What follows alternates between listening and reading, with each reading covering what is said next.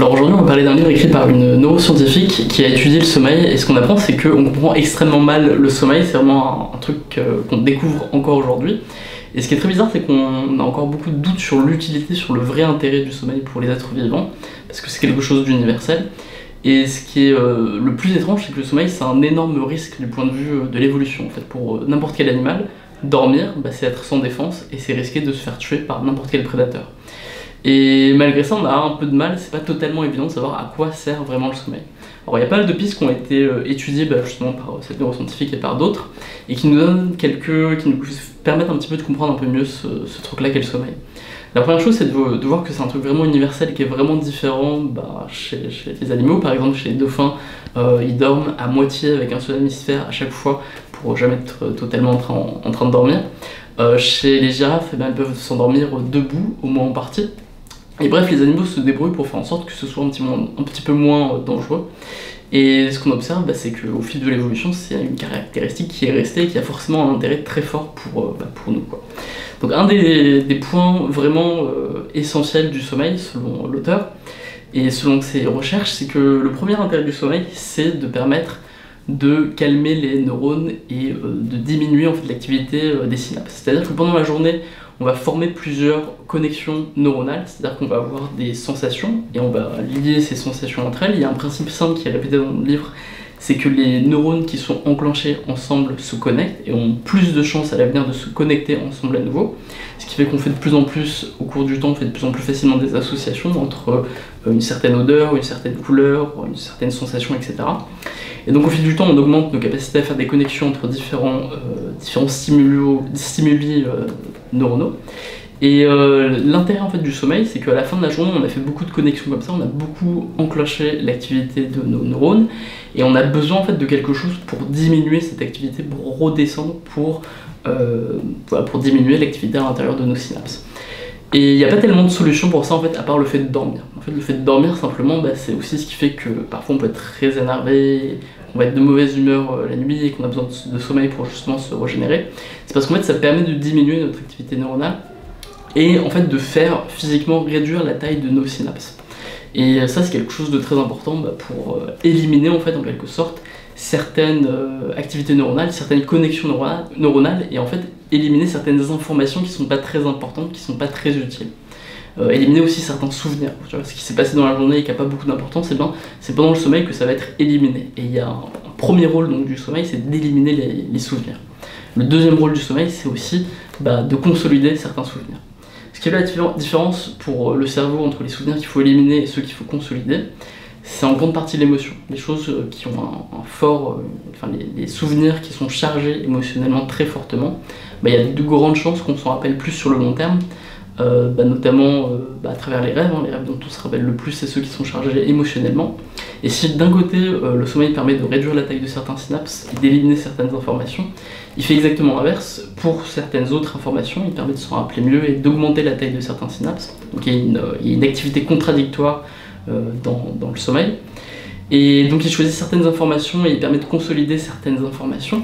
Et il y a un truc très intéressant dans ce que fait le sommeil sur le cerveau, c'est qu'il y a une phase du sommeil qui s'appelle la phase de basse fréquence, où en fait le cerveau oblige en quelque sorte les neurones à s'activer tous en même temps, relativement peu fréquemment, et à tous s'activer à l'unisson, à s'activer uniquement à l'unisson. Et en fait ce mode de fonctionnement du cerveau qu'on a pendant le sommeil, pendant les phases de basse fréquence, c'est ce qui permet à ces connexions de se consolider.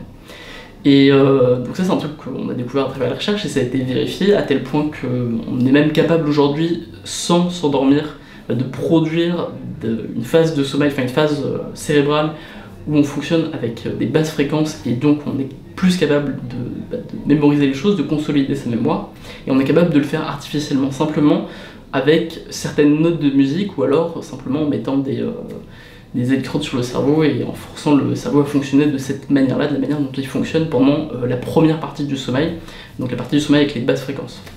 Donc ça c'est un truc assez incroyable, la capacité du cerveau à forcer les neurones à s'enclencher ensemble pour se connecter à nouveau au cours de la nuit et donc consolider certains souvenirs. Et il y a une autre phase du sommeil, c'est la phase qui est liée au rêve, où là c'est aussi ce qu'on appelle la phase REM, c'est la phase qui est aussi liée au mouvement des yeux assez rapide, c'est lié aussi en partie au rêve, mais on rêve en fait pendant tout le sommeil. Et il y a un impact, il y a un intérêt du sommeil, enfin de cette phase-là du sommeil, c'est de nous permettre de... En tout cas ça c'est de la théorie, et enfin, ce que nous explique bien l'auteur, c'est que tout ça évidemment c'est des trucs qui sont en recherche et on est certain de rien du tout. Mais en ce qui concerne le rêve, une théorie intéressante, c'est que les rêves nous permettent en fait de simuler la réalité, de faire des simulations de la réalité, mais sans ressentir de fortes émotions. Tu vois, la plupart des rêves, environ 70%, comportent un danger, alors que dans la vie de la plupart des gens, il n'y a pas vraiment de danger. Et dans le livre, il parle d'une expérience qui a été faite en Palestine, où il parle d'enfants qui vivaient dans la rue de tous les jours vraiment des situations de danger, mais dans leurs rêves, ils avaient encore plus que 70% de situations de danger. Donc ça va dans le sens de cette idée que le rêve est en grande partie un outil de simulation, de préparation aux situations de danger. Et en fait, il a une particularité, cette phase-là de rêve a une particularité, c'est que pendant le rêve, on a relativement peu d'émotions. Pourquoi ? Parce que en fait, pendant le rêve, on a peu de réactions corporelles réelles. Tu vois, on n'a pas le cœur qui bat très vite, on n'est pas en sueur, on n'est pas là à respirer très fort, tu vois, à moins d'être dans un cauchemar très très intense et dont on va se réveiller.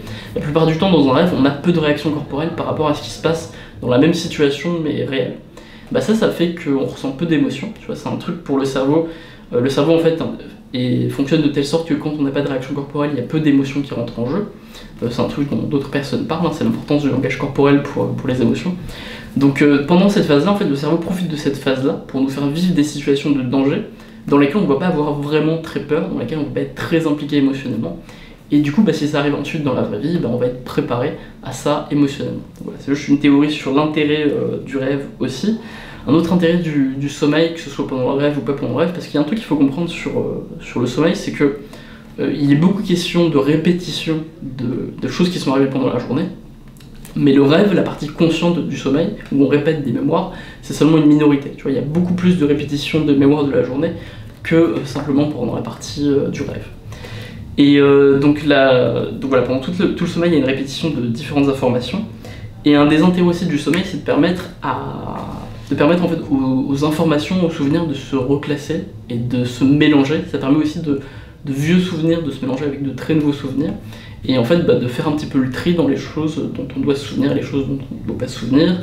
Donc les trucs qui vont être pas chargés émotionnellement, on va les oublier, les trucs chargés émotionnellement, on va les garder, et on va les lier aussi pendant la phase de sommeil, on va lier les nouvelles informations qu'on a acquises aujourd'hui avec des informations beaucoup plus anciennes. Et ça, c'est quelque chose qui a lieu en particulier à ce moment-là. Et donc, à ce truc-là, c'est extrêmement important, parce qu'en fait, le cerveau permet de penser, enfin de créer des concepts, en fait, de créer des situations générales qui vont se répéter, enfin de voir, d'observer, d'identifier des situations générales qui vont se répéter dans notre vie, tu vois, qui se sont répétées aujourd'hui et aussi il y a longtemps, voilà, peut-être il y a des années, et de refaire ce mélange de différentes mémoires pour accéder à des concepts plus abstraits. Et le cerveau, en fait, pendant la phase de sommeil, permet de faire en fait en quelque sorte ces associations statistiques entre différents éléments. Tu vois, peut-être que pendant la nuit, en fait, tu vas prendre des informations que tu as eues aujourd'hui et te dire, tiens, aujourd'hui, j'ai compris qu'il fallait lier tel son à telle couleur, ou tel visage à telle émotion négative, ou voilà, telle nourriture que je vais voir avec un bon goût ou un mauvais goût. Peut-être qu'aujourd'hui, tu as été dans une situation qui s'est répétée, que tu as déjà vécu il y a une semaine, il y a 10 ans, etc. Et du coup, par association statistique, tu comprends un petit peu mieux, après t'être endormi, après t'être réveillé, tu comprends un petit peu mieux quelles sont les bonnes associations et les associations à ne pas faire dans ton cerveau. Donc ça, c'est un truc extrêmement puissant, c'est une capacité assez impressionnante du cerveau. D'ailleurs, il y a un détail assez intéressant qui est expliqué dans le livre dans une expérience, c'est le fait que quand on regarde un film au cinéma, la probabilité qu'on rêve de ce film le lendemain est extrêmement importante. Tu vois, c'est très probable que tu en rêves le soir même, je veux dire. Et ensuite, la probabilité que tu penses à ce film à nouveau les nuits suivantes est faible, elle diminue. Et puis elle augmente à nouveau au bout de 7 jours. Tu vois, tu as beaucoup plus de probabilité de te rappeler d'un film au bout de 7 jours qu'au bout de 3 jours et d'en rêver au cours de la nuit. Donc ça fait partie des trucs un petit peu bizarres sur le fonctionnement des rêves et du cerveau, et qu'on découvre encore aujourd'hui. En tout cas, ce qu'on sait, qui est quasiment sûr, et la voie vers laquelle on va aujourd'hui, c'est sur l'idée que voilà, le cerveau permet d'éliminer certains souvenirs et de garder, de consolider certains souvenirs, certaines associations. Donc en fait, en somme, d'éliminer le bruit et de garder le signal autant que possible. Et ensuite, à la fin du livre, il y a plein de petits trucs, de petites techniques aussi sur comment on peut utiliser ça dans sa vie de tous les jours. Un truc qui est conseillé en particulier, c'est de choisir de faire des siestes plutôt le matin ou plutôt le soir. En fait, quand tu fais des siestes plutôt le matin, tu vas avoir tendance à plutôt faire des rêves de type REM, c'est-à-dire avec des mouvements rapides des yeux, et du coup faire des rêves et à être capable bien de diminuer tes émotions, et du coup à te sentir mieux, quoi. Et c'est lié à l'adage selon lequel il vaut mieux parfois simplement dormir, et l'idée selon laquelle la nuit porte conseil. Tu vois, pendant la première phase de la journée, tu vas plutôt faire ce type de sommeil-là, qui va te permettre de régler tes problèmes, entre guillemets, et de mieux te sentir. Et pendant la deuxième partie de la journée, pendant l'après-midi, on va dire, si tu fais une sieste, là, ça va avoir un autre effet, qui est de consolider ta mémoire. Tu vas plutôt avoir des phases de sommeil avec, à basse fréquence, et ça t'aide à améliorer ta mémoire, à consolider certaines choses. Donc voilà, ça c'est un tips très simple, tu vois, si tu veux apprendre quelque chose, et bien tu vas pouvoir faire une sieste juste le soir après l'avoir lu, après l'avoir appris. Et le matin c'est peut-être mieux pour la créativité, parce que c'est vrai que c'est un truc qu'on est beaucoup à avoir expérimenté.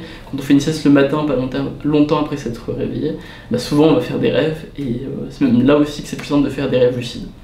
Ensuite, l'auteur nous donne plein de petits conseils en fait, qui permettent d'appliquer tout ça et de bien dormir la nuit. Donc les petits conseils qu'elle donne, c'est notamment de dormir la nuit dans une salle totalement avec aucune lumière artificielle, vraiment qu'il n'y ait pas un seul centimètre, un seul millimètre de lumière artificielle, enfin vraiment tout couper, tout recouvrir, les petites lumières, etc. En particulier éliminer les lumières bleues, qui sont les lumières liées à la journée, essayer d'avoir plutôt des lumières rouges chez soi pour se réveiller, pour s'endormir, parce qu'elles impactent beaucoup moins le cerveau. Il y a aussi des logiciels que tu peux installer sur ton téléphone et qui permettent d'éliminer ça. Ensuite, le fait aussi de simplement avoir un endroit où tu dors et tu ne fais que dormir, tu vas ne faire que dormir dans ton lit, pas lire dans ton lit, pas travailler dans ton lit, vraiment avoir un lieu destiné à ça uniquement. Il y a aussi certains aliments qu'elle conseille de manger la nuit parce que ça facilite le sommeil. Alors notamment le tofu, le lait chaud, le cottage cheese, un type de lait, le yaourt entier, le miel, le thon, les bananes, les patates, les amandes, les graines de sésame, les graines de tournesol, le pain complet, les peanuts, c'est-à-dire les cacahuètes, le beurre de cacahuète, et voilà. Et ensuite, il y a aussi des trucs à ne pas manger, notamment la caféine. Ah oui, elle conseille aussi pour s'endormir le thé et la camomille. Et donc par contre, pour les trucs à éviter surtout avant de dormir, c'est évidemment la caféine, c'est l'alcool, c'est aussi le chocolat, parce qu'il y a un petit peu de caféine dedans. Aussi certains aliments comme le poivre, les viandes fumées et le poisson aussi.